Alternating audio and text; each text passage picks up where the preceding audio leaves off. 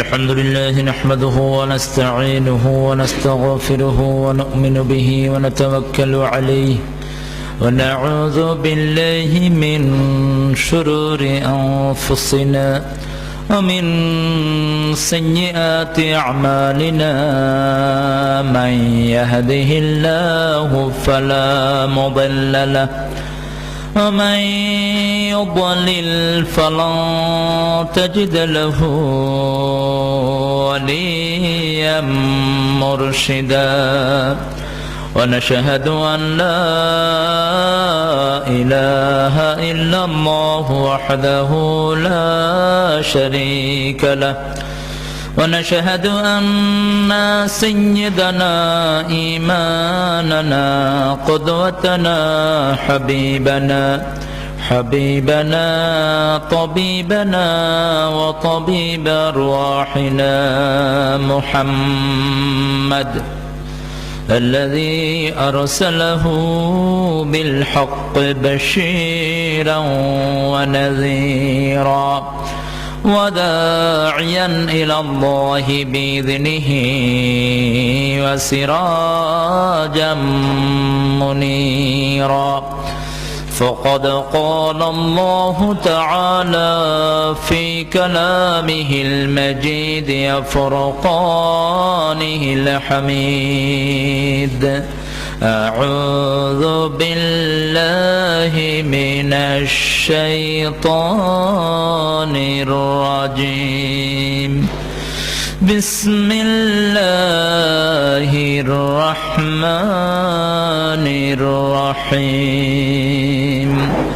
إن الله وملائكته يصلون على النبي يا أيها الذين آمنوا صلوا عليه وسلموا تسليما اللهم صل على محمد وعلى آل محمد كما صليت على إبراهيم وعلى آل إبراهيم إنك حميد مجيد اللهم بارك على محمد وعلى آل محمد كما باركت على إبراهيم وعلى آل إبراهيم إنك حميد مجيد প্রশংসা করছি মহান আল্লাহর জন্য যিনি আমাদেরকে একটি ওয়াজ মাহফিলে বাংলাদেশ আহলে হাদিস যুব সংঘের উদ্যোগে আয়োজিত ঢাকা জেলার এই প্রোগ্রামে হাজির হওয়ার তৌফিক দিয়েছেন। কালেমাত শুকর সবাই পড়ছি আলহামদুলিল্লাহ। আরো জোরে সোরে বলেন আলহামদুলিল্লাহ, পড়েন আল্লাহু আকবার কাবীরা আলহামদুলিল্লাহি কাসীরা সুবহানাল্লাহি বুকরাতাও ওয়া আসীলা সুবহানাল্লাহি ওয়া বিহামদিহি আদাদা খালকিহি ওয়া রিদা নাফসিহি ওয়া জিনাতা আরশিহি ওয়া মিদাদা কালিমাতিহি। প্রশংসা করলাম কার? চিৎকার করে বলেন। সবখানে আল্লাহর প্রশংসা করতে রাজি আছেন? সবাই রাজি আছেন? দেখি কারা কারা রাজি নেই, হাত তুলে দেখান তো দেখি। সবাই রাজি আছে। মাহফিলের সম্মানিত সভাপতি শেখ শামসুদ্দিন সিলটি সাহেব, খতিব বাংলা দুয়ার জামে মসজিদ ঢাকা, ভাইস প্রিন্সিপাল রসুলপুর ওসমান মোল্লা ইসলামিয়া ফাজিল মাদ্রাসা, হুজুর সেখানে আছেন। আলহামদুলিল্লাহ, আমরা অনেকের কাছ থেকে আলোচনা শুনেছি, বিশেষ করে আজকের প্রধান অতিথি ডক্টর মোহাম্মদ মুসলিহুদ্দিন আমার খুব পুরানো পরিচিত। আজকে বেশি সময় আলাপ করতে পারিনি। দিনের জন্য যেন আমাদের সবার সম্পর্ক আল্লাহ জুড়ে দেন, আমরা বলি আমিন। কারণ দিনের সম্পর্কটাই কিয়ামতে টিকবে, অন্য কোন সম্পর্ক কিয়ামতে টিকবে না। আল্লাহ বলছেন আল-আখিল্লাউ ইয়াওমাইযিন বা'দুহুম লিবা'দিন আদু ইল্লাল মুত্তাকুন। প্রাণের বন্ধু যারা হবে দুনিয়ার জন্য, তাকওয়া ছাড়া এরা কিয়ামতের দিন একজন আরেকজনের দুশমন হবে, শুধু মুত্তাকি ছাড়া। আমরা যেন তাকওয়ার জন্য একসাথ হতে পারি, আল্লাহ সবকে তৌফিক দান করুক। বিষয় দিয়েছেন সুন্নত এবং বিদআত। সুন্নত যা বিশ্বনবী সাল্লাল্লাহু আলাইহি সাল্লাম করেছেন, অনুমোদন দিয়েছেন সাহাবায়ে কেরামকে, এগুলোকে আমরা বলি সুন্নাত। আর বিশ্বনবী সাল্লাল্লাহু আলাইহি সাল্লাম যেটা করেন নাই, যেটার অনুমোদন দেন নেই, স্বীকৃতি দেন নেই, ওই সবগুলো কি? জোরে বলেন বিদআত। যেমন এই যে এত রাতের মাহফিল, এটা কিন্তু বিশ্বনবী অনুমোদন দেন নেই। এশার পরের কোন মাহফিল বিশ্বনবী সাল্লাল্লাহু আলাইহি সাল্লাম নিজে করেন নেই, করার অনুমতিও দেন নেই। তো এটা আগামী বছর থেকে বন্ধ করে দিবেন আপনারা, আমি আশা করছি। কারণ গভীর রজনীতে কথা বলা, এটা অনেকের অসুবিধা হয়। যেমন কোন বিধর্মী যদি আপনার বিরুদ্ধে আল্লাহর কাছে শেকায়াত দেয়, আপনি কিন্তু আসামির কাঠগড়ায় দাঁড়িয়ে যাবেন। এই জন্য গভীর রজনীতে কথা বলা, এটা হলো বাইনি ওয়া বাইনাল্লাহ, আপনার মধ্যে আর আল্লাহর মধ্যে গভীর রজনীতে আপনি এই মাসআলাটা করবেন। নফল ইবাদতের জন্য এই সময়টা খাস। আল্লাহ আমাদেরকে বুঝার তৌফিক দান করুক। জন্ম থেকে যদি শুরু করি, আমাদের দেশে বেদাত, সুন্নত এবং বেদাত এটা একটা বিশাল সাবজেক্ট। খায়রুল কালামি কালামুল্লাহ, খায়রু হাদিন হাদি মুহাম্মদ সাল্লাল্লাহু, শাররুল উমুরি মুহদাসাতুহা, কুল্লু মুহদাসাতিন বিদআহ, কুল্লু বিদআতিন দালালাহ, কুল্লু দালালাতিন ফিন্নার। বিশ্বনবী সাল্লাল্লাহু আলাইহি সাল্লাম বললেন, সবচেয়ে শ্রেষ্ঠ কথা কার? জোরে বলেন। খায়রুল কালামি কালামুল্লাহ, খায়রু হাদিন হাদি মুহাম্মদ সাল্লাল্লাহু আলাইহি সাল্লাম, সর্বশ্রেষ্ঠ পথ প্রদর্শক ছিলেন মুহাম্মদ সাল্লাল্লাহু। শাররুল উমুরি মুহদাসাতুহা, যতগুলো খারাপ কাজ, নতুন যতগুলো আবিষ্কার আছে, সবগুলো হলো খারাপ, সবগুলো হলো বেদাত। সব বেদাত হলো গুমরাহি, সব গুমরাহি যাবে জাহান্নামে। কে বলেছেন? আল্লাহ রাব্বুল আলামিনের কথা বিশ্বনবী নিজে শব্দ দিয়েছেন, আইডিয়াটা দিয়েছেন কে?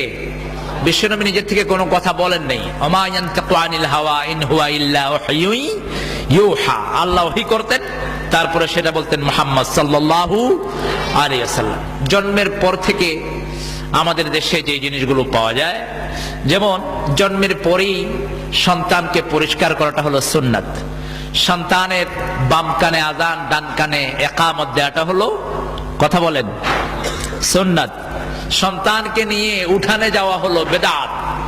অন্য কোন হুজুরকে ডেকে নিয়ে আসা আযানের জন্য নিজে না দিয়ে, এটা হলো বেদাত। আপনি আপনার সন্তানকে তাহনিক করাবেন, মুখে মধু অথবা মিষ্টি কিছু দিয়ে তাহনিক করাবেন, এটা সুন্নাত। সুন্দর একটি নাম রাখবেন, এটা সুন্নাত। তারপরে আকিকা দিবেন, ছেলে হলে 2টি ছাগল আর মেয়ে হলে 1টি ছাগল, এটা সুন্নাত। আমাদের দেশে বার্থডে যেটা পালন করা হয়, হ্যাপি বার্থডে টু ইউ, এটা এসেছে খ্রিস্টান এবং ইহুদিদের থেকে। এটার সাথে ইসলামের কোনো সম্পর্ক নাই। এরকম বার্থডে পালন করতে করতে এখন বিশ্বনবীর বার্থডেও পালিত হয়, ঠিক কিনা বলেন? এজন্য মিলাদুন নবী, তারপরে অন্যান্য যে সমস্ত প্রোগ্রামগুলো এই সমস্ত দিবসে হয়, এই সবগুলো বেদাতের অন্তর্ভুক্ত। এটার সাথে আমাদের কোনো সম্পর্ক নাই। এই উপলক্ষে জশ্ন জুলুস, যে সমস্ত মিছিলগুলো বের হয়, এই মিছিলের সাথে ইসলামের কোনো সম্পর্ক নাই। সন্তান বড় হতে থাকলো, সন্তানকে আপনি খতনা করাবেন। খতনাটা সকল নবীর সুন্নত। সকল নবী আলাইহিস সালাতু ওয়াস সালাম খতনা করিয়েছেন এবং আল্লাহ ওনাদেরকে খতনা করিয়ে দিয়েছেন। আমরা খতনা করাবো খুব অল্প বয়সে, এটা বিশ্বনবী সাল্লাল্লাহু আলাইহি ওয়াসাল্লামের সুন্নাত। এরপরে সন্তানটাকে দিন শিখানো, দিন না শিখিয়ে অন্য কিছু শিখানো হলো বেদাত। আপনি আপনার সন্তানটাকে ইংলিশ স্কুলে দিলেন, ইংলিশ স্কুলে গিয়ে সে ইংরেজি পড়লো, পুটুস পাটুস একটু ইংরেজি বললো, ড্যাডি, আব্বাকে বললো ড্যাডি, মাকে বললো মামি। তো মাকে যদি মামি বলে, তাহলে মামার স্ত্রীকে কি বলবে? Aunty, aunty. আচ্ছা, এই আন্টি ফান্টি এগুলো শেখাবেন পরে, আগে তাকে শিক্ষা দিতে হবে কোরআন। বিশ্বনবী সাল্লাল্লাহু আলাইহি সাল্লাম বলেছেন, তোমাদের বাচ্চাদেরকে কোরআন শিখাও। এই ছেলেরা যখন কোরআন পড়বে, মেয়েরা যখন কোরআন পড়বে, সেই পড়াগুলো আল্লাহ তাদের পিতামাতার আমলনামায় তুলে দিবেন। তবে পিতামাতা যদি কোরআনের পাঠক না হয়, কোরআনের ভক্ত না হয়, তাহলে আবার সেটা পাবে না। যেমন সাইয়েদনা ইব্রাহিম আলাইহিস সালামের কোন ইবাদতই তিনার পিতা পাবেন না, কারণ পিতা ছিলেন মুশরিক আর ছেলে ছিলেন তৌহিদবাদী। ছেলেটাকে বড় করলেন, ইংলিশ স্কুলে দিলেন আপনি, এটা বেদাত। আপনার ছেলেটাকে কোরআন শিক্ষা দেবেন, এটা হলো সুন্নাত। এটা কি? কথা বলেন না কেন? এটা কি সুন্নাত? আপনার ছেলেটা বড় হতে লাগলো, আপনার ছেলেটাকে আপনি যুগের সাথে তাল মিলিয়ে প্যান্ট কিনে দিলেন, স্কিন টাইট প্যান্ট। এই স্কিন টাইট প্যান্ট হলো শুধু বেদাত না, এটা হারাম। এমন টাইট ড্রেস কোনো ছেলে পরতে পারবে না, কোনো মেয়ে পরতে পারবে না যেটা তার শরীরের অবয়ব বোঝা যায়। এত পাতলা পরা যাবে না যেটা শরীর দেখা যায়। এই দুটিই হলো সুন্নতের খেলাফ। মনে থাকবে তো আপনাদের? আচ্ছা, আপনার ছেলেটাকে আপনি শিখালেন ঘরে কোন পা দিয়ে ঢুকতে হবে, সেখানেও বিশ্বনবীর সুন্নত বিদ্যমান। ডান পা দিয়ে বিসমিল্লাহ পড়ে ঘরে ঢুকতে হয়, বাম পা দিয়ে তাওয়াক্কালতু আলাল্লাহ বলে ঘর থেকে বের হতে হয়। এখন কোন আল্লাহর প্রিয় গোলাম যদি এই কাজটা না করলো, অর্থাৎ ডান পা দিয়ে বিসমিল্লাহ পড়ে ঘরে ঢুকলো না, তাহলে শয়তান বলল যে যাক, এই ঘরে আমি থাকার জায়গা পেলাম। এরপরে খাওয়ার সময় যখন আল্লাহর নাম নিল না, তখন শয়তান বলল যে আমি খেতেও পারলাম, থাকারও জায়গা পেলাম, খাওয়ারও ব্যবস্থা হলো। তার মানে হলো আপনার ঘরে ঢোকার সময় ডান পা দিয়ে ঢুকেটা হলো সুন্নাত, আর এমনি ঢুকে যাওয়া হলো বেদাত। আপনি ওই কই আসতেছি এ ঢুকে গেলেন ঘরের ভিতরে, আপনি সুন্নত মানলেন না। ঢুকার আগে আবার আল্লাহ রাব্বুল আলামিন বলেছেন যে তোমরা ঘরে ঢুকার আগে সালাম দাও, নিজের ঘর হোক অন্যের ঘর হোক। لا تدخلوا بيوتا غير بيوتكم حتى تستأنسوا وتسلموا على أهلها। আল্লাহ বলছেন নিজের ঘর হোক অন্যের ঘর হোক, অনুমতি নিয়ে সালাম দিয়ে তারপরে নিজের ঘরে প্রবেশ করো। সুবহানাল্লাহ বলেন। সাহাবায়ে কেরাম বলেন, ইয়া রাসূলুল্লাহ, আমার আম্মার ঘর, do I have to take permission to enter my mommy's house? আমার মায়ের ঘরে ঢুকতে কি আমাকে পারমিশন নিতে হবে, যিনি আমাকে পেটে ধারণ করেছেন? সাহাবী বললেন রাদিয়াল্লাহু আনহু, বিশ্বনবী সাল্লাল্লাহু আলাইহি ওয়াসাল্লাম বললেন, আতুরিদু আন তারা উম্মাকা উরিয়ানা, তুমি কি তোমার মাকে উলঙ্গ দেখতে চাও? উলঙ্গ দেখতে না চাইলে তোমার মায়ের ঘরে ঢুকতেও কি করতে হবে? কথা বলেন না কেন? তাস্তানিসু, first you have to take permission, অনুমতি নেবেন। ফার্স্ট অনুমতি নিবেন, আমি কি ঢুকতে পারি? যদি বলে হ্যাঁ ঢুকো, তখন ঢুকবেন, ঢুকে আগে সালাম দিবেন। শুরু হলো আপনার জীবন, আপনি বড় হতে লাগলেন। বড় হতে হতে আপনি 10 বছর বয়সে চলে আসলেন। বাপে ছেলেদেরকে বিভিন্ন আজে বাজে গানের ক্যাসেট কিনে দেয়। ইসলামী গজল ছাড়া অন্য সবগুলো, যত ব্যান্ডের গান আছে সবগুলো হলো বেদাত এবং হারাম। কান খাড়া করে শুনেন, যত শিল্পীর গান আমরা শুনি আমাদের ঘরে, পুরান ঢাকাতে অবশ্য গান বাজে না, হ্যাঁ, গুরি গুরি চেহারা পেয়ে কালা কালা চশমা, পাগল মন, মন কেন এত কথা বলে। তারপরে এখন আরেক শয়তানের শয়তানি যোগ হয়েছে, ফেটে যায়, জ্বলে যায়, পুড়ে যায়। এগুলো শুনেন আপনারা, এগুলো হারাম। এগুলো শুধু বেদাতই না, এগুলো হারাম, জঘন্য হারাম, এগুলো কানের জিনা হয়। আর এগুলোর মোকাবেলা আপনি কি শুনবেন? আপনার ছোট্ট ছেলেটাকে কি শোনাবেন? আল্লাহ আমার প্রভু, আমার নাহি নাহি ভয়, আমার কিসের শঙ্কা, কোরআন আমার ডঙ্কা, ইসলাম আমার ধর্ম, মুসলিম আমার পরিচয়। আপনি এটা শোনাতে পারেন, আপনি শোনাতে পারেন রাসূল আমার ভালোবাসা, রাসূল আমার আলো আশা, রাসূল আমার প্রেম বিরহের মূল আলোচনা, রাসূল আমার কাজে কর্মে অনুপ্রেরণা। আলহামদুলিল্লাহ বলেন। এরকম অসংখ্য জাগরণী ইসলামী সঙ্গীত আমাদের আছে না নাই? কথা বলেন না কেন? আছে। আপনি এগুলো শোনাতে পারেন আপনার বাচ্চাকে, আপনি শোনাতে পারেন, মরতেই হবে যখন শহীদি মরণ দিও আমাকে। শহীদি মরণ সম্পর্কে আমাদের দেশে একটা ভুল ধারণা আছে, হিন্দু মারা গেলে তার নামের আগে দিয়ে এখন শহীদ লাগা দেয়। কি এক আশ্চর্য জিনিসমতি শুরু হয়েছে। একটা পোস্ট কার্ডে আমি দেখেছি শহীদ চণ্ডীদাস। এরা মনে করে যে কোনো মতে মরতে পারলেই শহীদ হলো।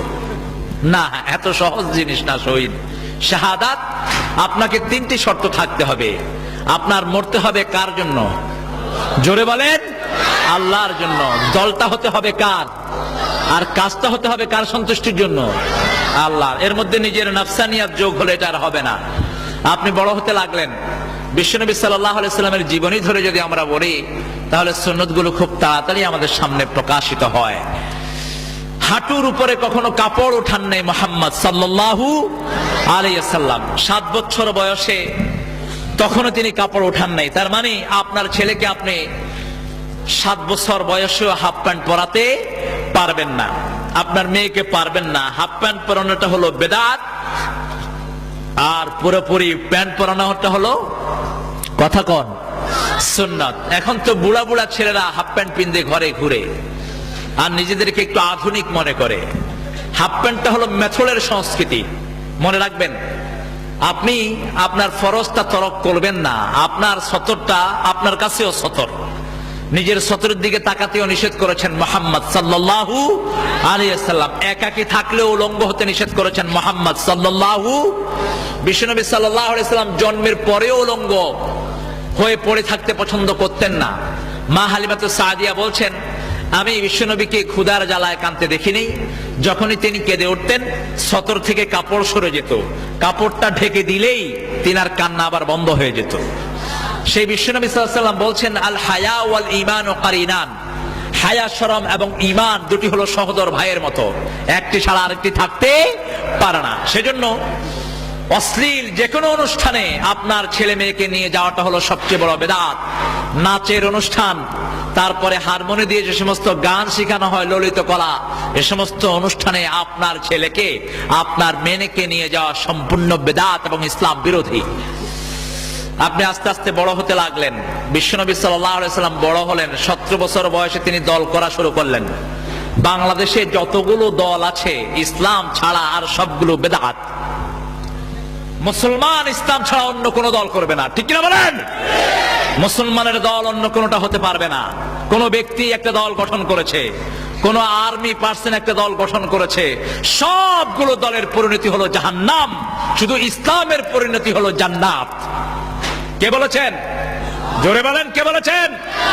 আল্লাহ বলছেন, ومن يبتغي غير الإسلام دينا فلن يقبل منه وهو في الآخرة من الخاسرين। ব্যক্তি বা জনগোষ্ঠী ইসলাম ছাড়া অন্য কিছু যদি কেউ গ্রহণ করে না, আল্লাহ বলছেন ফালাই ইউকবালা মিনহু, never ever his did will be acceptable two Almighty সুবহানাহু ওয়া তাআলা। তার কোনো আমল আল্লাহর কাছে কবুল হবে না। হুয়া ফিল আখিরাতি মিনাল খাসিরিন। মৃত্যুর পরে আখিরাতের জীবনে তার জীবন ধ্বংস হয়ে যাবে, দুনিয়াও শেষ আখিরাতও শেষ। এজন্য প্রত্যেককে ইসলামের উপরে থাকার কথা বলেছেন কে? জোরে বলেন। ওই যে কাফনের সময় বলছেন, আল্লাহুম্মা আহিনা, হে আল্লাহ যতদিন বাঁচায় রাখবেন ইসলামের উপর বাঁচায় রাখবেন। ওমান তাওয়াফাইতাহু মিন্না ফাতাওয়াফাহু আলাল ঈমান। যখন নিয়ে যাবেন ইমানের সাথে নিয়ে যাবেন। তো ইসলামের ভিতরে যে থাকবে না তার কখনো ইমানের মৌত হতে পারে না। এজন্য আপনাকে ইসলামের ভিতরে দাখিল হতে হবে। কে বলেছেন? কার হুকুম? আচ্ছা, এখন আসেন, আমরা 12 বছর বয়স থেকে নামাজ শুরু করি, নামাজ আমাদের ফরজ হয়, ঠিক কিনা? 7 বছর বয়স থেকে নামাজের ট্রেনিং চলবে। 7 বছর বয়স থেকে বিশ্বনবী সাল্লাল্লাহু আলাইহি ওয়াসাল্লামের হুকুম, সন্তানদেরকে নামাজের জন্য আদেশ করতে হবে। তবে 7 বছরের নামাজ ফরজ হয় না, 10 বছরেও ফরজ হয়নি। বালেগ হওয়ার পরে তার উপর নামাজ ফরজ হয়, ঠিক কিনা বলেন? তাহলে এই সময়টুকু আপনি কি করলেন? 7 বছর থেকে নিয়ে 12 বছর পর্যন্ত 5 বছর যদি একটা ছেলের পিছনে আপনি সময় দেন, একটা মেয়ের পিছনে নামাজ সহি করার সময় দেন, তার নামাজ সহি হবে কি হবে না? জোরে বলেন। সে নামাজি হয়ে যাবে, 10 বছরে যদি নামাজ না পড়লো আপনি তাকে একটু শাসন করবেন, কিন্তু পিটিয়ে আবার অজ্ঞান বানায় দিবেন না।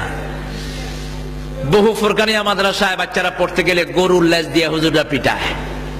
এটার কোনো দলিল নেই, এটার সুন্নতি কোনো নির্দেশনা নাই।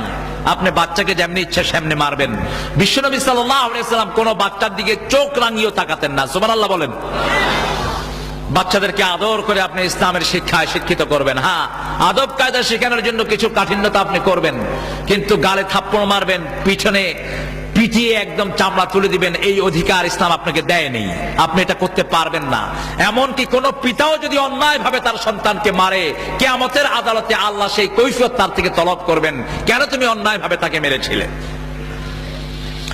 নামাজ, 12 বছর বয়স সন্তানটা নামাজে গেল। আমাদের দেশে মনে রাখবেন, যেখানে সুন্নত নাই সেখানে কি আছে? জোরে বলেন, বেদাত। মসজিদে ফরজ গুলো পড়বেন সুন্নাত, নফল গুলো, অন্যান্য নামাজ সবগুলো পড়বেন ঘরে। ইসলামী শরীয়তে নামাজ 2 প্রকার করা হয়েছে, একটা হলো নফল আর একটা হলো ফরজ। নফলের অধ্যায়ে ভিতরগুলো সেখানে আনা হয়েছে, বাবু নওয়াফেল। তা আপনি ফরজ ছাড়া পুরুষরা সব নামাজ পড়বে ঘরের ভিতরে, বলেছেন মুহাম্মদ সাল্লাল্লাহু আলাইহি ওয়াসাল্লাম। এখন মসজিদে নামাজের হিড়িক পড়ে যায়, সব নামাজ সেখানে হয়। এটা নিষেধ করেছেন আমার নবী সাল্লাল্লাহু আলাইহি ওয়াসাল্লাম। তিনি সব সুন্নাতগুলো ঘরে পড়ে যেতেন, নফলগুলো অধিকাংশ সময় ঘরে আদায় করতেন। আপনি মসজিদে গেলেন, মসজিদে গিয়ে দাঁড়ানোর নিয়মটা বাংলাদেশের 99% মসজিদে দাঁড়ানোটা হয় না। যেটা হয় এটা সুন্নাত বিরোধী। সাহাবায়ে কেরাম দাঁড়াতেন পায়ের সাথে পা মিলিয়ে, মধ্যখানে কোনো ফাঁক থাকতো না।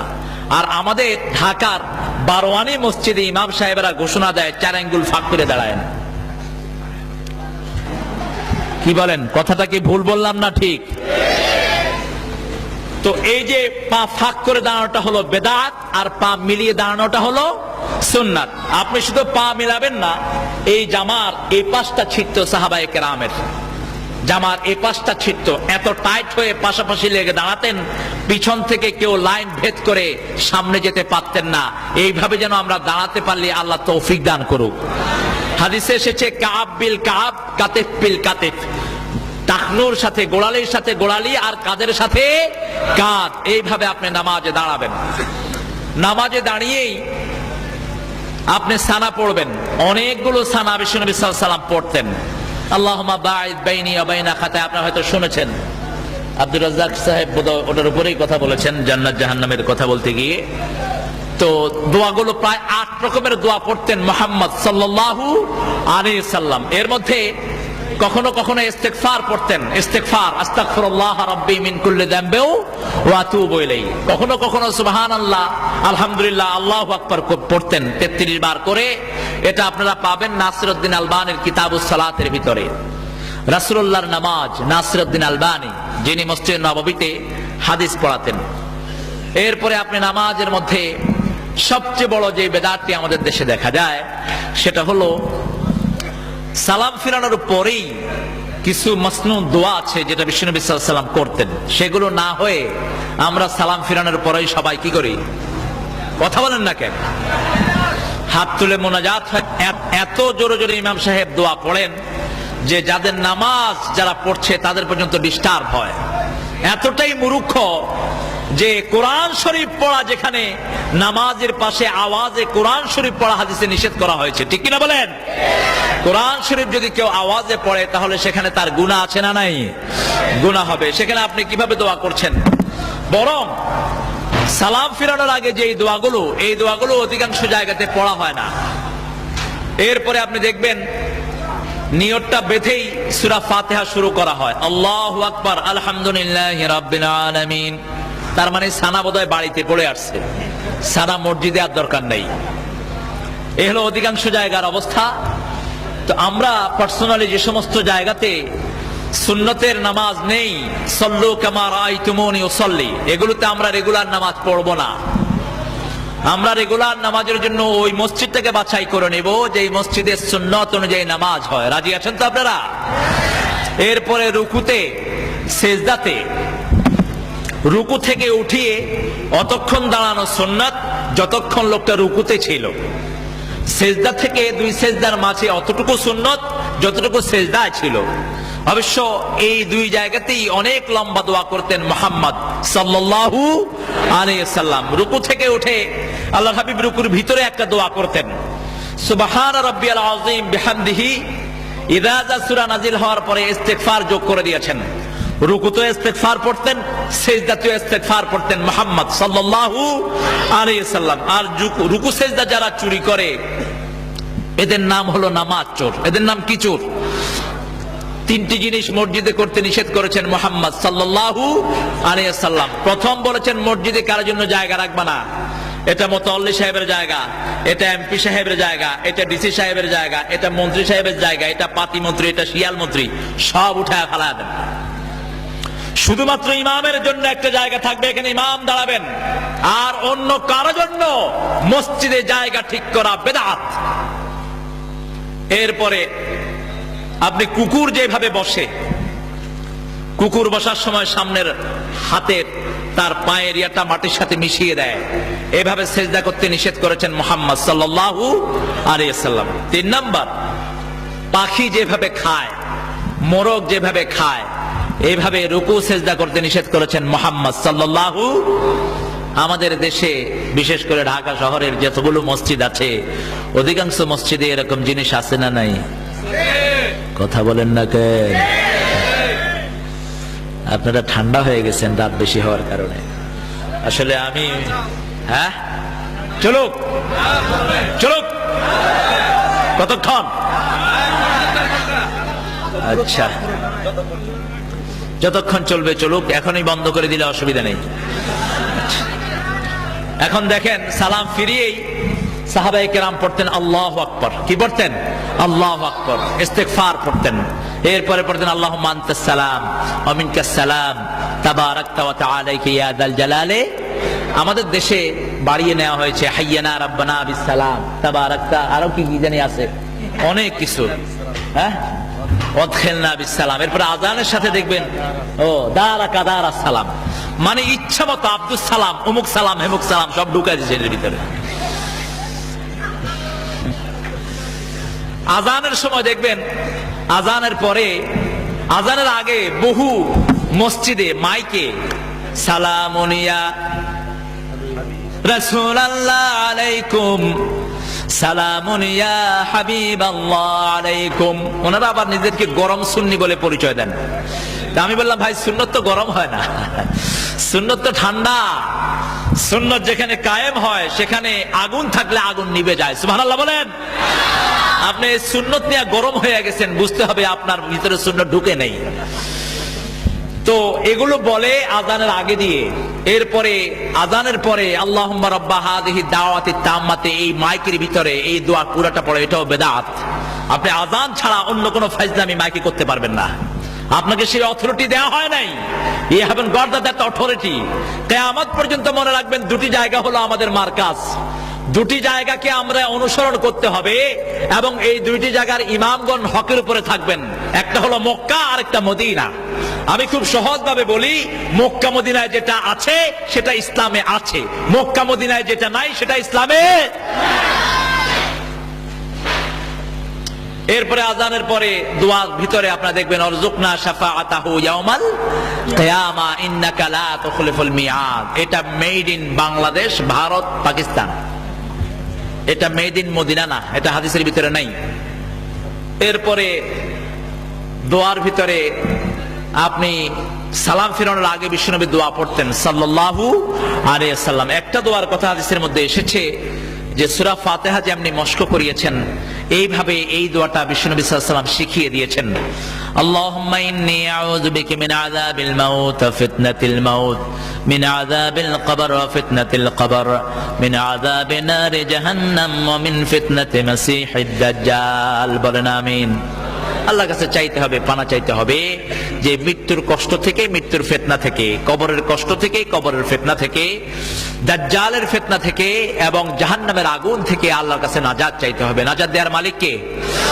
আচ্ছা, পারিবারিক জীবনে স্বামীর পায়ের নিচে স্ত্রীর বেহেশত, এই কথাটা আমাদের দেশে চালু আছে। এটা এসেছে মূলত হিন্দু সমাজ থেকে, এটার সাথে ইসলামের কোনো সম্পর্ক নাই। এজন্য স্ত্রী যখন স্বামীর বাড়িতে যায়, স্বামীর প্রণাম করে যায়, স্বামীর পায়ের ধুলা নিয়ে এভাবে মাথায় দেয়। এভাবে আমাদের দেশে অনেক মুরব্বীকে সালাম দেওয়ার প্রচলন আছে না নাই? এটা সুন্নাত বিরোধী, এটা বেদাত। আপনি সোজাসুজি দাঁড়িয়ে বলবেন আসসালামু আলাইকুম ওয়া রাহমাতুল্লাহি ওয়া বারাকাতুহু। এটা হলো সালামের মূল রূপ। আবার আমাদের দেশে অনেক হুজুর বলবে সালামু আলাইকুম তিবতুম ফাদখুলুহা খালিদিন। কোনটাই না কোনটার সাথে লাগাবে, কোনো উজদিশ নাই। সালামুল্লাহি আযজা ওয়া জাল, আপনাকে এই ফাজলামির দরকার নাই। আপনি বলবেন আসসালামু আলাইকুম ওয়া রাহমাতুল্লাহি ওয়া বারাকাতুহু। কোন মুসলমানদের কবরের পাশ দিয়ে যেতেও এই সালাম আপনি দিতে পারেন, কোনো আপত্তি নাই। এটা যারা জানে না, সালাম যারা দেয় না, ওরা এই যে সামনে গোলাপ শাহর মাজার একটা আছে, গোলাপ শাহ বলতে কোন লোক বাংলাদেশে ইসলামের কাজের জন্য আসছে ইতিহাসে পাওয়া যায় না। বাংলাদেশে ইসলামের ইতিহাস যা আছে এই সব তালাশ করে দেখেছি, গোলাপ শাহ বলতে কেউ ইসলামের দাওয়াত নিয়ে আসেন নাই। যেমন শাহজালাল এসেছেন, শাহ মাখদুম এসেছেন, মাইনুদ্দিন চিশতি রহমাতুল্লাহ আলাইহি ওনারা এসেছেন, কিন্তু এরকম এই গোলাপ শাহ বলতে কেউ আসে নাই। হতে পারে আশরাফ আলী থানভী একটা ঘটনা আছে যে একটা গাধাকে মেরে মাটি দিয়ে ওই গাধার নামে একটা মাজার রচনা হয়েছে, হযরত শাহ সুফি গাদা সাহেবের মাজার। এটা একটা লম্বা ঘটনা তিনি সেখানে লিখেছেন। তো এরকম কিছু দিয়ে এই মাজারটা, মাজার হলো বেদাত। মাজার কি? জোরে চিৎকার করে বলেন কি?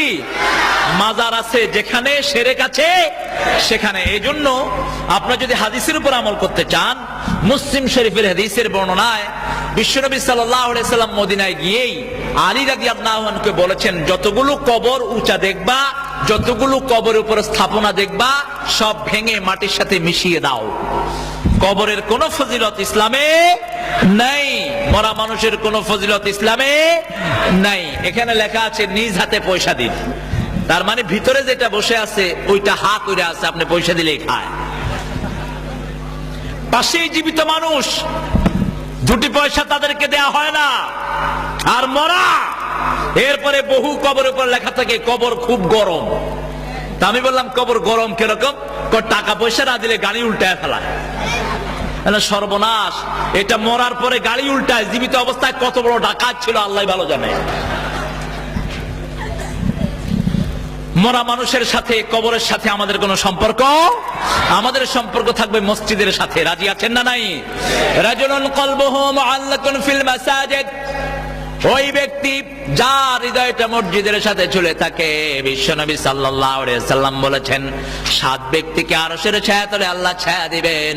তার মধ্যে প্রথম ব্যক্তি হলো ইমামুন আদিল, ইনসাফগার ইমাম। বেনামাজি ইমামের পিছনে থাকা যাবে না। ইমাম মানে নেতা। ইমাম মানে কি? বেনামাজি নেতা বাংলাদেশে আছে না নাই? কম না বেশি? কই কই আছে? দেখবেন বিভিন্ন জায়গায় বাসন দেয় কমিউনিস্ট, নাস্তিক। এদের সাথে আমাদের কোনো সম্পর্ক নাই। এদের পিছনে যদি যান আপনার নামাজও শেষ, আপনার নামাজও শেষ। কারণ আল্লাহ বলেছেন কিয়ামতের ময়দানে আমি ইমামগুলোকে ডাকবো, তারপরে তার সাথে যারা ফলোয়ার আছে, ইয়াওমা নাদউ কুল্লু উনাসিন বিইমামিহিম, কিয়ামতের ময়দানে প্রত্যেক মানুষকে তার ইমাম সহ ডাকা হবে। ওই লোকদেরকে জিজ্ঞেস করবে, তোরা মানুষের উপর অত্যাচার করছিলি কেন? মানুষের ঘর বাড়ি ভেঙেছিলি কেন? মানুষের বাড়ি ঘরে তছনছ করেছিলি কেন? তারা বলবে ইন্না সাদাতানা ওয়া কুবরানা ফাআদাল্লানা। এই কোরআন শরীফে আল্লাহ তুলে দিয়েছেন, এই যে কোরআন শরীফে আমাদের এই নেতাগুলো আমাদেরকে অর্ডার দিয়েছে। নেতারা বলবে আল্লাহ আমরা অর্ডার দেইনি। নেতারা বলবে আমরা অর্ডার দেইনি। তখন কর্মীরা বলবে আল্লাহ এরাই তো আমাদের নেতা। তখন নেতারা জবাব দিবে আল্লাহ ফালা তালুমুনি ওয়ালুমু আনফুসাকুম, ও কর্মীরা আমাদেরকে দোষারোপ করো না, আমরা তো কোরআন হাদিস দিয়ে ডাকি নেই। দাউতুকুম ফাস্তাজাবতুম লি, এমনি দাঁড়িয়ে বলেছি ভাইরা আমার, বোনেরা তোমার দলে দলে শামিল হয়েছো, আমরা তো কোরআন হাদিস দিয়ে ডাকি নেই। দাউতুকুম ফাস্তাজাবতুম লি, কোরআন নাই, হাদিস নাই, ইসলাম নাই, নাই, নবীদের চরিত্র নাই, সাহাবীদের জীবনে নাই, এমনি ভেড়ার গোষ্ঠীর মতো ডাক দিয়েছো, লাইন ধরে আমাদের পিছনে এসেছো, এখন আমাদেরকে দোষারোপ করছো কেন? এই সবগুলো নেতার পিছনে চলা হলো বেদাত এবং হারাম, ঠিক কিনা বলেন? আমাদের সমাজে শিক্ষা ব্যবস্থাটা যে চলছে, সহশিক্ষাটা হলো বেদাত। কোরআন হাদিস ছাড়া যে শিক্ষা, এই শিক্ষার সাথে ইসলামের কোনো সম্পর্ক নাই। পারিবারিক জীবনে আপনি দেখবেন বিয়ের সময় দুটি সম্পর্ক হয়। প্রথম হয় হলুদ, তারপরে হয় মরিচ, নাকি বাটা মরিচ, কইছে বাটা মরিচ। তো এই হলুদ মরিচ 3-4টা আগ করা, একটা হলুদের আগ, এরপরে আবার কি পানদান না কি লয়া যায় ট্রে সাজায়া, হ্যাঁ কি পান চিনি, পানের ভিতরে চিনি বইরা, তুই পানও খা চিনিও খা, দুইটা গিচ্ছু লাগে মইরা থাক। পানের সাথে চিনি মিশ্রিত হলে পানটা পাথর হয়ে যায়। পানটা হলো একটু কষ, পানটার এফেক্ট হলো আপনার শরীরের জন্য ভালো, আর পানের সাথে যখন আপনি চিনি দিয়ে দিলেন এটা পাথর হয়ে গেল, এটা অত্যন্ত মারাত্মক শরীরের জন্য। অথচ এটার নাম হলো পান চিনি। এত নোংরা জিনিসগুলো, এগুলো সব এসেছে মুশরিকদের থেকে। এত ট্রেডিশন ইসলামে নাই। ইসলামে বিবাহকে সহজ করার কথা বলেছেন কে? কে বলেছেন? বিবাহকে সহজ করবেন, মোহরানা সহজ করে দিবেন। কয় মোহরানাটা ফাতেমি মোহরানা ধরেন। তো ফাতেমি মোহরানা ধরার জন্য কি মেয়েটা কি ফাতেমা? সব উল্টাপাল্টা করে আসছে। এখানে মোহরানা কমানোর জন্য, মেয়েটাকে ঠকানোর জন্য কয় যে মোহরে ফাতেমি ধরেন। আপনি হ্যাঁ মোহরে ফাতেমি আপনি ধরতে পারবেন, কিন্তু ফাতেমার আমল আপনার সংসারে থাকতে হবে, ঠিক কিনা বলেন? এরপরে ঢাকাতে বিয়েতে একটা বিরাট বেদাত আছে, সেটা হলো যৌতুক। যৌতুক আপনাদের এখানে আছে না নাই? কথা বলেন না কেন? যৌতুক দেয়া তো সুন্নত না? যৌতুক কি? জোরে বলেন। এক ঘর ভর্তি করে ফার্নিচার দিতে হবে, এরকম কোনো কিছু ইসলামে নাই। বরং মেয়ের বাপের কাছে 500 জন খাওয়াতে হবে, 100 জন খাওয়াতে হবে, এরকম দাবি করাও ইসলাম সম্মত নয়। সুবহানাল্লাহ বলেন।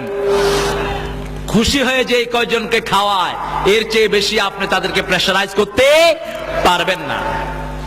তসবিহ দিয়ে আমরা আল্লাহর নাম জপি, আছে না নাই? জোরে বলেন। তসবির কোন সুন্নত হাদিসে খুঁজে পাওয়া যায় না। এই তসবিহ গুলো, এই যে 1000 দানার তসবিহ, এগুলো আপনারা দেখবেন আমাদের পাশের দেশে গেলে ঠাকুরদের গলাতে 1000 দানার তসবিহ পাওয়া যায়, আছে না নাই?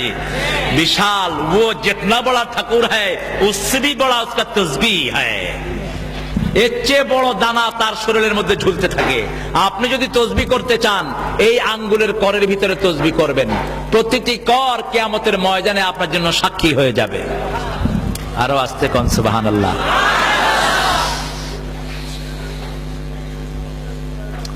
দাফনের সময়, তারপরে নিজের ঘরের মধ্যে থাকার সময় আপনার সবচেয়ে বড় বেদাত আমাদের সমাজে আছে, নেতাদের ছবি ঘরের মধ্যে রাখা হয়, আছে না নাই? অবশ্য আপনাদের কারো ঘরের ছবি নাই, শুধু আপনার নেতার ছবি রাখলেই হবে। আমাকে একজন তার ঘরে নিলেন, তার ঘরে ওসামা বিন লাদেনের ছবি। তো তিনি বলছেন ওসামা বিন লাদেন। আমি বললাম উসার মা হোক আর নিসার মা হোক, সব খুলে ফেলো, ছবির সাথে ইসলামের কোনো সম্পর্ক নাই। ছবি যদি রাখতে হয় পায়ের তলায় রাখতে হবে। ছবি দিয়ে কোনো ঘরকে সাজানো যাবে না, ছবি দিয়ে ঘর সাজানো বেদাত। যেই ঘরে ছবি থাকে আর কুকুর থাকে, সেই ঘরে ফেরেশতা ঢুকে না, বলেছেন মুহাম্মদ সাল্লাল্লাহু লা তাদখুলুল মালায়েকা বাইতুন ফীহি কালবুন ওয়া তাসাবির। ওই ঘরের মধ্যে রহমতের ফেরেশতা ঢুকে না যে ঘরের মধ্যে কুকুর আর মানুষের ছবি লাগানো আছে। এগুলো থেকে আমাদের ঘরকে আমরা হেফাজত করব। রাজি আছেন তো? মেয়েদেরকে আজকের সমাজে যে ড্রেসগুলো পাওয়া যায়, এই সবগুলো ড্রেস পরানো হলো বেদাত। লূত আলাইহিস সালামের কওমের 10টা অপরাধ ছিল, এর মধ্যে একটা ছিল পায়জামার পাশ দিয়ে ফাড়া পায়জামা পরাতো। এখন মেয়েদের পায়জামার পাশ দিয়ে ফাড়া আছে না নাই? কথা বলেন না কেন? এরপরে জামার পাশ দিয়ে ফাড়া আছে না নাই? এগুলো পরাবেন না। মেয়েরা জিন্স পরা, ছেলেরা স্কিন টাইট পরা সম্পূর্ণ হারাম, বেদাতের বড় ভাই। প্যান্ট এবং গেঞ্জির সংস্কৃতির সাথে ইসলামের কোনো সম্পর্ক নাই, এটা মেয়েরা পরবে না। মেয়েদের ভুরু ছাক করা এটা বেদাত।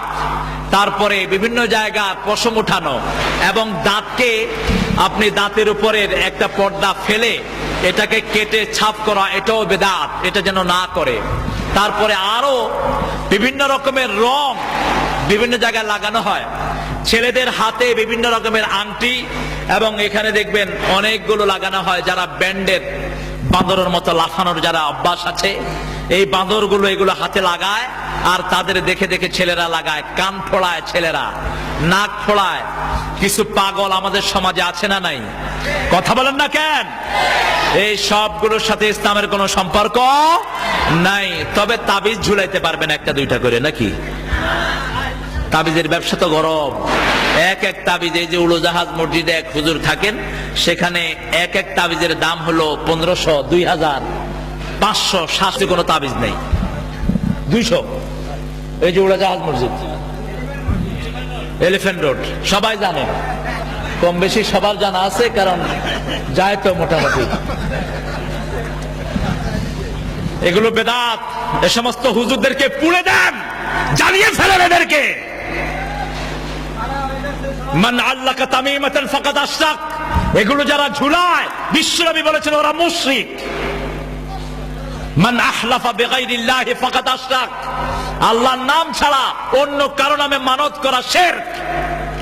খাজার নামে মানত করলাম, শাহজালালের নামে মানত করলাম, তারপর মঈনুদ্দিন চিশতির নামে মানত করলাম, এই সবগুলো মানত হলো হারাম, হারাম এবং হারাম এবং শিরক।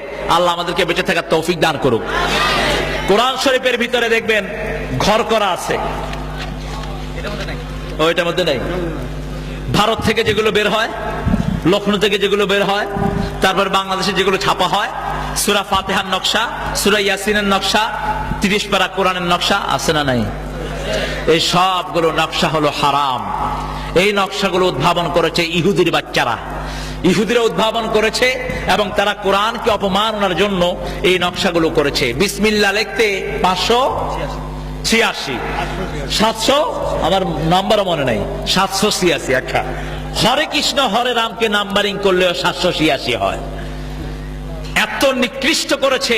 এই ছকগুলো যারা ব্যবহার করবেন, কবিরা গুনায় তারা গুনাহগার হবেন।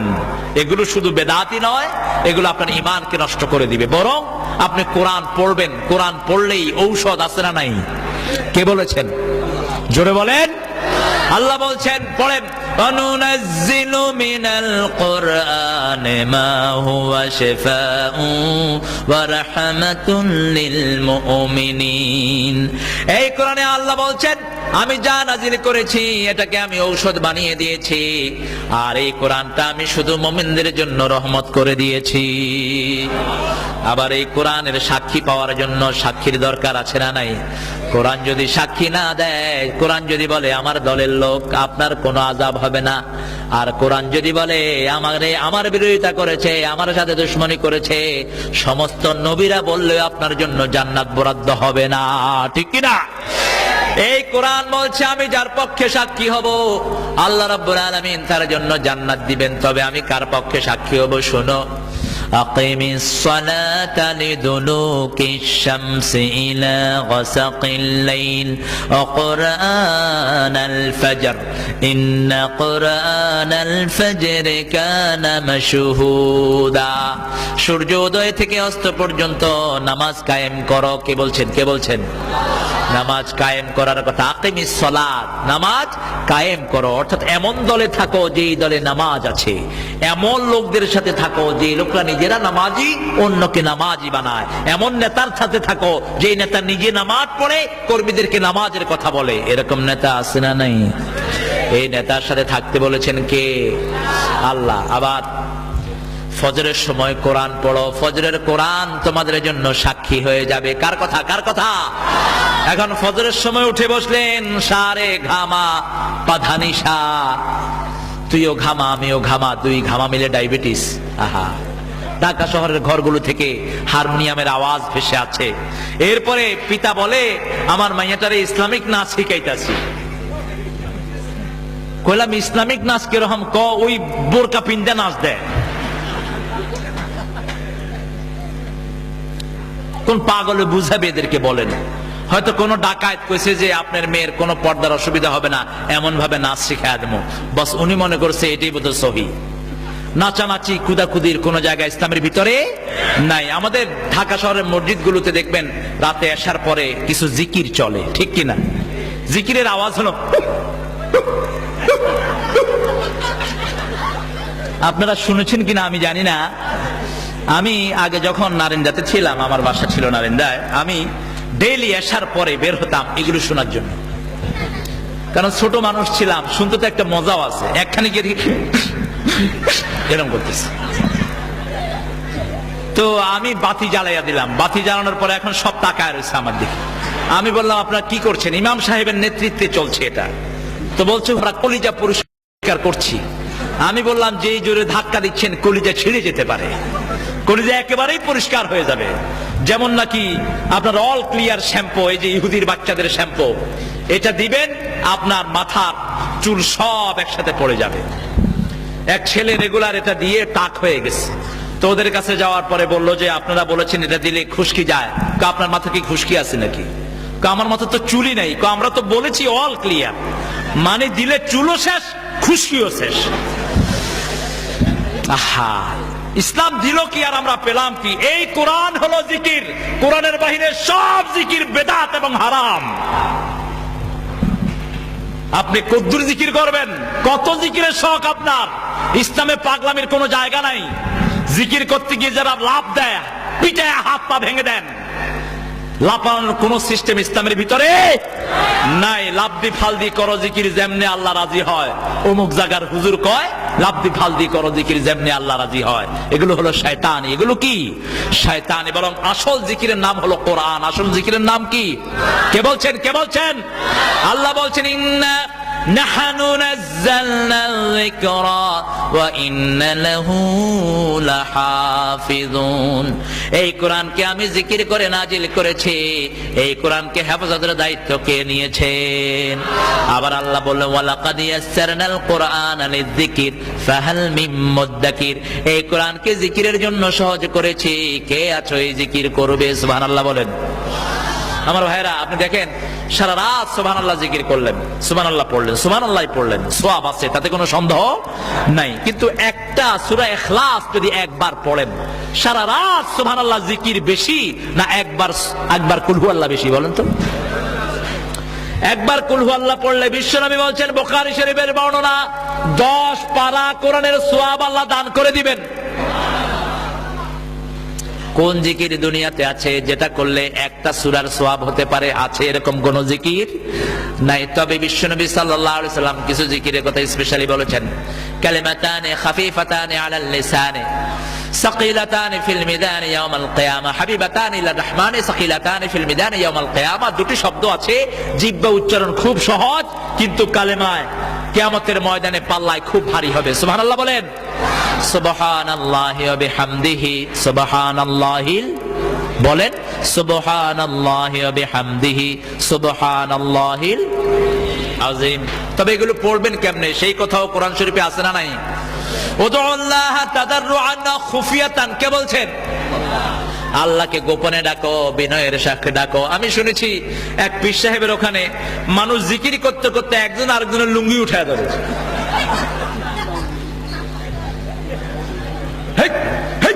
এই হলো জিকির। 500 লোক যদি হেই হেই করে তো তো এলাকা থেকে গ্রামের মানুষ সব পালায় যাবে। এত পাগল একসাথে হলো কেমনে? এরপরে আপনি দেখবেন এরকম করে, কতক্ষণ পরে পরে কি করে, কি অর্থাৎ তাকে জিকিরের নামে এই লোকগুলোকে পাগল এবং অথর্ব বানিয়ে দেওয়া হয়েছে। আপনি জিকির করবেন, আপনার পাশের লোক টের পাবে না, ঠিক কিনা বলেন? সালাম ফিরালেন, আপনার আঙ্গুলে গনেন সুবহানাল্লাহ, আলহামদুলিল্লাহ, আল্লাহু আকবার, লা ইলাহা ইল্লাল্লাহ। জিকির গুলো আছে না নাই? আর বলেন এসব পাগলামি। যশোরে গেলাম এক মাহফিলে, দেখি মানে যার যেমনি খুশি। এই জন্য মনে রাখবেন, যেখানে সহি জিনিস থাকে না, ভুলের কোনো ঠিক ঠিকানা নাই। একটা অঙ্কের রেজাল্ট যদি ভুল হয়, ভুল রেজাল্ট কি কখনো একটা হয়? একটা হয় না। আর যদি 1 লক্ষ অঙ্ক ঠিক রেজাল্ট হয়, রেজাল্ট কয়টা হয়? সমস্ত নবীরা একটা দিনে ছিলেন, এই জন্য সব নবীদের দাওয়াত একটা। সব নবীরা সহি তরিকা, সহি আমল শিক্ষা দিয়েছেন। এই জন্য নবীদেরকে অনুসরণ করলেই সত্যের সন্ধান পাওয়া যায়। কে বলেছেন? কে বলেছেন? এরপরে দেখবেন আমাদের দেশে ঈদের দিন এক ভণ্ড আছে ঢাকা শহরে, জায়গা জায়গা লেখছে মহিলারা মসজিদে যাওয়া হারাম। আচ্ছা, এরপরে লেখছে আরো লেখছে তোরা আরে দূর নামও বলো না এগুলো। আমি আমার টেলিভিশন আলোচনায় বলেছিলাম যে আমাদের গভর্নমেন্টে যেগুলো আছে এগুলো যদি শিক্ষিত হতো, ইসলাম জানতো, এই দুই শয়তানকে ফাঁসি কাস্টে ঝুলিয়ে দেওয়া হতো। মুসলিম শরীফের হাদিসে বিশ্বনবী বলেছেন, মহিলারা মসজিদে যেতে চাইলে কেউ যেন তাদেরকে নিষেধ না করে। সেই সুবাদে সাইয়েদনা ওমর ফারুক রাদিয়াল্লাহু আনহু আহত হওয়ার কয়েকদিন আগে তিনার স্ত্রীকে বলছিলেন যে বিবি তুমি মসজিদে যাও, আমার কেমন জানি ভালো লাগে না। বিবি বললেন ওমর আপনি নিষেধ করেন। ওমর ফারুক কেঁদে ফেললেন। ওমর ফারুক বললেন বিবি বিশ্বনবী যেটার অনুমতি দিয়েছেন, আমার মতো হাজার ওমর ওটা নিষেধ করার ক্ষমতা নাই। এরপরে লিখেছে ও কিয়ামুল লাইল জামাতের সাথে পড়া হারাম। মানে এই বান্দরের কাছে একটা বই আছে, বইটার নাম হলো কিতাবুল হারাম। ওর বেঁচে থাকাটাও হারাম। এত বড় বেকুফ নাদান, কোনো লেখাপড়া নাই। টাইটেল লাগাবে 10 লাইন, কুতুবে রব্বানি, মাহবুবে সুবহানি, হারাগায়ে সুলকানি, শাহ সুফি, পীরে হামেল, কুতুবে কামেল, এ সমস্ত ফালতু জিনিস সমানে টাইটেল লাগানো হয়। এসব টাইটেল লাগানো চরম বেদাত। আমার নবীদের নামের সামনে কোনো টাইটেল। এই যে দেখেন লিফলেটটা, শেখ মাওলানা শব্দটা আমাদের দেশে আবিষ্কার হয়েছে। আমি আপনাদের দেশের একজন বড় আলেম, খুব বড় হিসেবে তিনি খ্যাত, তিনাকে হযরতজি বলা হয়। আমি তিনাকে একটা প্রশ্ন করলাম, এক এয়ারপোর্টে ওনার সাথে আমার দেখা। আমি বললাম হুজুর আপনারাও মাওলানা, আল্লাহও মাওলানা, এটা কেমন লাগে? আমার মাথায় ঢুকে না। আরবরা মনে করেন, আরব ওলামা হযরত, যে মাওলানা শব্দ মিলাদে পড়াটা হলো শিরক, কিন্তু আপনারা এটা অবলীলায় ব্যবহার করে যাচ্ছেন। কয় এটা আপনার বুঝের ভুল। আমি বললাম আপনি আমার বুঝতে পরিষ্কার করে দেন। কয়টা কোনো প্রশ্নই না। তিনি আমার সাথে আর পুরা পথ কথাই বললেন না। আমি এয়ারপোর্টে নেমে বললাম যে হুজুর আপনি তো বোধহয় গাড়ি নাই, আমার ছোট একটা গাড়ি ছিল, একটু উঠেন। তো উঠছে। উঠার পরে বললাম যে হুজুর মনটাকে একটু বড় করেন। আপনি বললেন প্রশ্নই না, আপনি উত্তরই দিতে পারলেন না। মাওলানা শব্দ শুধু কার জন্য খাস? জোরে বলেন না, পড়েন আনতা মাওলানা, পড়েন আনতা মাওলানা ফানসুরনা আলাল কওমিল কাফিরিন। এটা কোরআন শরীফে আছে না নাই? কোন সূরায়? সূরা বাকারার শেষ আয়াত। আলহামদুলিল্লাহ বলেন রব্বানা লা তুআখিযনা ইন নাসিনা ওয়া আখতানা রব্বানা ওয়া লা তাহমিল আলাইনা ইসরান কামা হামালতাহু আলাল লাযিনা মিন ক্বাবলিনা রব্বানা ওয়া লা তুহাম্মিলনা মা লা তাকাতা লানা বিহি ওয়া'ফু আন্না ওয়াগফির লানা ওয়ারহামনা আনতা মাওলানা ফানসুরনা আলাল কওমিল। অতএব এটা আমরা একটু চেষ্টা করব না বলার জন্য। আল্লাহর বাদ দিয়ে খোদা বলা হলো বেদাত। খোদা বলা কি? অর্থাৎ যেটা কোরআনেও নাই, হাদিসেও নাই, এটাই হলো বেদাত। এটা কি? জোরে বলেন। বেদাত কোরআনে থাকলে তো আল্লাহ বলেছেন কোরআনে আছে, আর হাদিসে থাকলে কে বলেছেন? মুহাম্মদ সাল্লাল্লাহু। এইভাবে যদি বেদাত বাঁচতে যায় তো আজকে থাকবে না কিছু।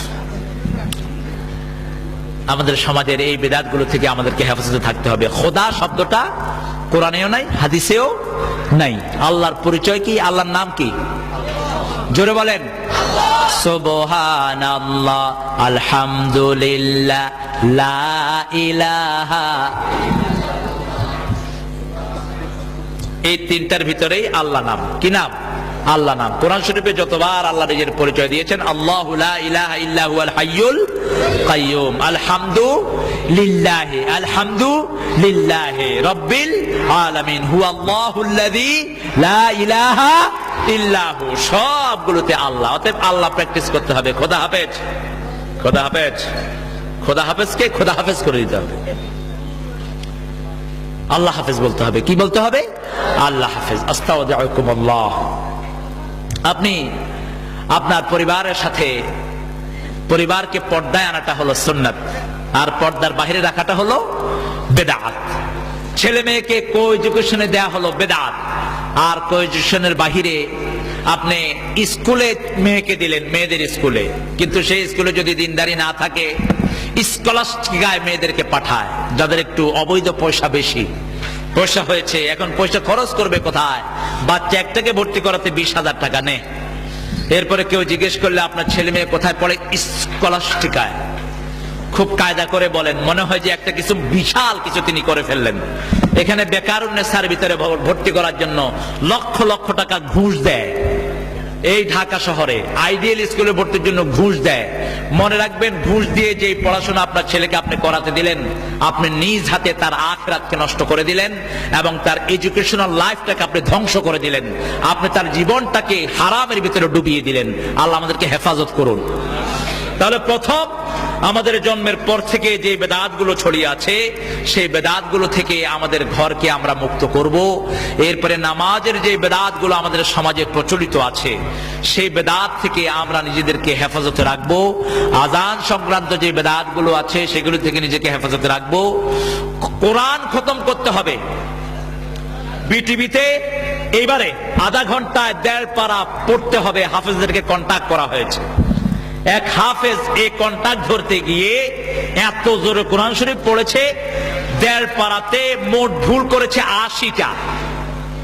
আমি কোরআন শরীফ খুলে 28টার মতো ধরলাম, উচ্চারণই করে নেই, অর্ধেক উচ্চারণ করে চলে গেছে। পরের দিন ওই হাফেজকে পেলাম, পেয়ে বললাম যে তুমি কোরআন শরীফ এত তাড়াতাড়ি পড়লা কেন? তাড়াতাড়ি মাখরাজ ছাড়া কোরআন শরীফ পড়া হলো হারাম, বেদাত। ঠিক না বলেন? কোন কারণে আপনি কোরআনকে দ্রুত পড়তে পারবেন না, শুধু দুটি কারণ, হেফজ করা অথবা কাউকে শোনানো। আপনি তাও মাখরাজ আদায় করে পড়তে হবে। এটা কার হুকুম? চিৎকার করে বলেন, ওয়ারাত্তিলিল কোরআনা তারতিলা। খতম পড়ানো হয় যেটা সবিনা, সাব্বিনা না, সাব্বিনা, অর্থাৎ রাত্রি জাগরণ করে, এটা বেদাত। 6 দিনের কমে যারা কোরআন খতম করে, বিশ্বনবী সাল্লাল্লাহু আলাইহি সাল্লাম বলেছেন এরা কোরআনের কিচ্ছু বুঝে নাই। আপনি কোরআন খতম করতেই হবে, এরকম কোন নির্দেশনা হাদিসেও নাই, কোরআনেও নাই। বরং বিশ্বনবী সাল্লাল্লাহু আলাইহি ওয়াসাল্লামের আদতে মোবারকা ছিল, তিনি রমজানুল মোবারকে জিবরাইল আমিনকে 3 বার তিনি কোরআন শোনাতেন। জিবরাইল আমিন বিশ্বনবী সাল্লাল্লাহু আলাইহি ওয়াসাল্লামকে 3 বার কোরআন শোনাতেন। সুবহানাল্লাহ বলেন। সারা মাসে কয়বার? কথা বলেন না কেন? কয়বার? আর আমাদের এক এক হাফেজ এত বেশি কোরআন পারঙ্গম, এক রাতে পুরা কোরআন খতম। দেখা যায় 2 পৃষ্ঠা পড়ে মধ্যখান দিয়ে 10 পৃষ্ঠা নাই, কারণ যেগুলো পড়াইতেছে এগুলো তো ঘুমাইতেছে। কারো পিতা মারা গেল, পিতা মারা যাওয়ার পরে মাদ্রাসার ছেলেদেরকে নিয়ে এসে, কিছু খতম আছে আমাদের দেশে, আছে না নাই? কথা বলেন না কেন? খতমের ভিতরে হাজার হাজার দানা। কি কিসের দানা? হ্যাঁ, আমলির বিচি, কামলির বিচি, আরো কত কিছুর বিচি, আল্লাহ ভালো জানে। এই বিচি ভুলে আই না। তা আমি যখন ছোট ছিলাম, আমাকে আমার হুজুর নিয়ে গেলেন বিকাল বেলায়, ছোট ছোট বাচ্চারা একটু খেলাধুলা করে। বিশ্বনবী সাল্লাল্লাহু আলাইহি ওয়াসাল্লাম নিজেও বাচ্চাদেরকে মাঠে দৌড়াইতেন, বেশি করে দৌড় প্রযুক্তি দেয়াতেন, কারণ ছোট বাচ্চারা যত বেশি দৌড় করবে, যত বেশি লাফালাফি করতে পারবে, এদের বর্ধনটা তত ভালো হবে। আলহামদুলিল্লাহ বলেন। আর যেগুলো হিসকা ধরে বসে থাকবে, এদের এমনি অসুস্থ হয়ে যাবে। এই জন্য বাচ্চা দেখলে আল্লাহর হাবিব কোথায় এক জায়গায় বসে দূরে পাঠিয়ে দিয়ে বলতেন যে দৌড়িয়ে আমার কাছে আসো। সুবহানাল্লাহ বলেন। তো বিকেলবেলা আমাকে আটকিয়ে ধরে বলছে যে খতম পড়তে হবে। কি খতম? জালালি। জালালি, আচ্ছা, জালালি কবুতরে যা ছিল এখানে এখানে জালালি খতম পড়তে হবে। তো বললাম কেমনে? তো একটা দোয়া আছে, ওটা লা ইলাহা ইল্লা আনতা, ওটা হলো খতমে ইউনূসের। আপনি কোনটা লয় কোনটা মিলাইছেন? আচ্ছা, যাই হোক, তো এটা করে করে আপনাকে করতে হবে 3 লাখ বার। তো এখন বলেন ছোট মানুষ কিভাবে এটা পার হওয়া যায়? দুইবার পড়ে এক মুঠ লয়া লা ইলাহা ইল্লা আনতা সুবহানাকা ইন্নী কুনতু মিনাজ জালিমিন, লা ইলাহা ইল্লা আনতা। আহা, কি ফাঁকি ঝুঁকি! আপনি 3,20,000 বার গুনবে কোন পাগলে? ঠিক না বলেন? এটা বাস্তবসম্মত নয়। বরং আপনার যার আব্বা মারা গেছে, যার আম্মা মারা গেছে, আপনি যদি কুত্তাকে হাড্ডিও খাওয়ান, বিশ্বনবী সাল্লাল্লাহু আলাইহি সাল্লাম বলেছেন সেই হাড্ডির সওয়াব আল্লাহ নিয়ে আপনার বাপের কবরে পৌঁছিয়ে দিবেন। আপনার নিজেকে আমল করতে হবে, অন্য কেউ না। অন্য কেউকে হায়ার করলে সেখানে চলবে না, কারণ আপনার আব্বা আপনার জন্য কষ্ট করেছে।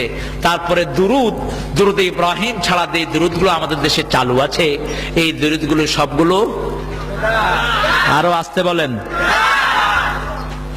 এগুলো যেন মনে থাকে। আজকে আর অগ্রসর হব না আমি, কারণ কালকে আমাকে যেতে হবে নাটোর। আমি শুধু আমার প্রিয় ভাই আব্দুস সামাদ ভাই আমাকে অত্যন্ত মহাব্বত করেন দ্বীনের জন্য, আলহামদুলিল্লাহ বলেন। আপনাদের এই অনুষ্ঠান না হলে আমি আসতাম না। তো এত রাতে আমি কোথাও গিয়ে কথা বলি না, রেকর্ড নাই আমার, কারণ রাতের বেলা 12টার পরেই দেখবেন যে মাথায় আর কিছু ঢুকে না। এখন শুধু আপনারা বসে আছেন, সুন্নতের আলোচনা হচ্ছে, এগুলো আপনাদের জীবনের প্রয়োজন। একটা বইয়ের সন্ধান দিয়ে যাই, এই বইটা আপনারা পড়বেন, সুন্নত ও বেদাত, মাওলানা আব্দুর রহিম সাহেবের এই বইটা অত্যন্ত বেসিক একটি বই, আপনি এটা নেবেন। নাসরুদ্দিন আলবানী রাহমাহুল্লাহ, তিনার অসংখ্য বই আছেন, বিশেষ করে জাল হাদিসের যে কথাটা আব্দুর রাজ্জাক ভাই বলেছেন, আব্দুর রাজ্জাক বিন ইউসুফ ভাই, এই জাল হাদিস শুধু 3 লক্ষ না, শুধু শিয়া, মুতাজিলা এবং খারিজিরা মিলে 3.5 থেকে 4 লক্ষ হাদিস সিহাহ-এর ভিতরে ঢুকাইছে। এর মধ্যে বুখারী, মুসলিম তারা হাত দিতে পারে নাই। আর ওদিকে আছে মুয়াত্তা ইমাম মালিক, আর বাকি সবগুলোতে অসংখ্য জাল হাদিস এগুলো ভর্তি হয়ে আছে। আমি পরামর্শ দেব আগামী অনুষ্ঠানে জাল হাদিসের উপর যেন কথা হয়। জাল হাদিসের একটা বই আছে নাসরুদ্দিন আলবানীর, আমাদের দেশের মসজিদের খুতবায় অজস্র জাল হাদিস পড়ানো হয়, যেগুলো হাদিসের গন্ধ নাই যেগুলোতে, ঠিক কিনা বলেন? যেগুলো শিয়াদের কথা, আনা মদিনাতুল ইলম ওয়া আলিয়ুন বাবুহা মান যারা কবরি ওয়াজাবাত লাহু শাফাআতি, এই জাতীয় অসংখ্য হাদিস। আউয়ালু খালাকাল্লাহু নূরি, তো সেটা আছেই।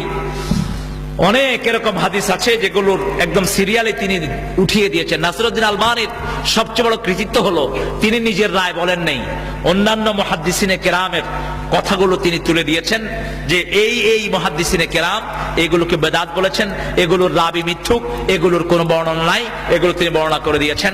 আগামী অনুষ্ঠানে যদি 1 ঘন্টার ওই হাদিসগুলো পড়ানো হয়, জাতি বিরাট ভুল থেকে রক্ষা পাবে, আলহামদুলিল্লাহ বলেন। আমরা আজকে এখানে, আমি আমার কথা এখানে শেষ করব, এরপরে কি আছেন আমি জানি না। হ্যাঁ হ্যাঁ বলো।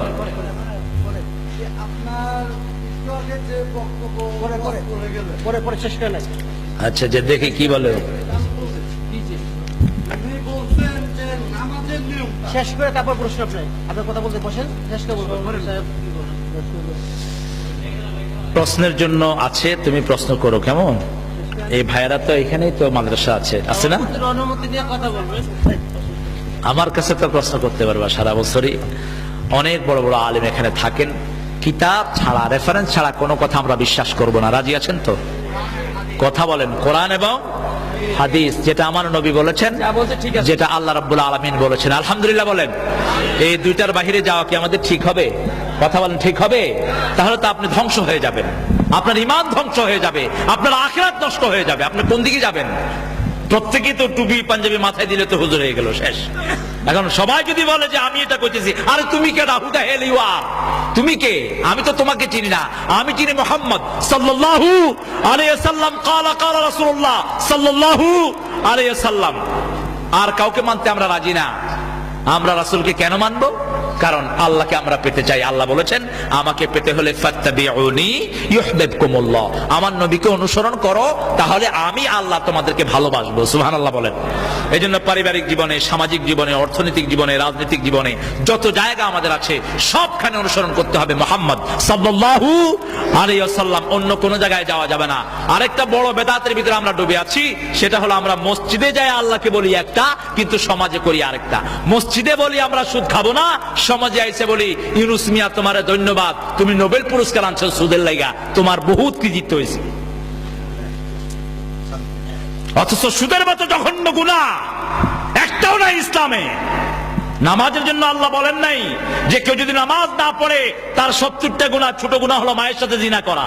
এরকম কথা নামাজের ব্যাপারে আছে, রোজার ব্যাপারে আছে, হজের ব্যাপারে আছে নাই। কিন্তু অর্থনৈতিক মুক্তির জন্য সুদের ব্যাপারে আল্লাহর হাবিব বলেছেন 70টির বেশি গুনাহ, সবচেয়ে ছোট গুনাহ হলো আপন মায়ের সাথে জিনা করা। নাউজুবিল্লাহ বলেন।